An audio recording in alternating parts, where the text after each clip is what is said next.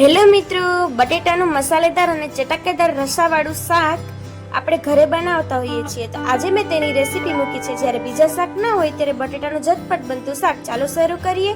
સૌપ્રથમ કુકરમાં તેલ ઉમેરીશું, તેમાં જીરું અને હિંગ એડ કરીશું.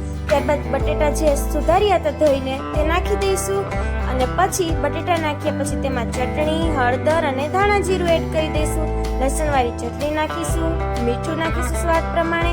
બધું હલાવી અને તેમાં પાણી એડ કરી દઈશું. રસાવાળું છે એટલે તમે થોડું વધારે પાણી એડ કરી શકો છો. પછી બધું હલાવી અને બરોબર મિક્સ કરી દેવાનું છે અને કુકરનું ઢાંકણું બંધ કરી અને 3 થી 4 વિસલ વગાડી દેવાની છે.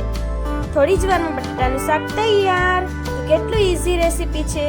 જો આ વિડીયો તમને ગમ્યો હોય તો વિડીયો લાઈક કરો, કમેન્ટ કરો અને વધુમાં વધુ શેર કરો. અને આવા નવા વિડીયો જોવા માટે અમારી યુટ્યુબ ચેનલને સબસ્ક્રાઈબ કરો.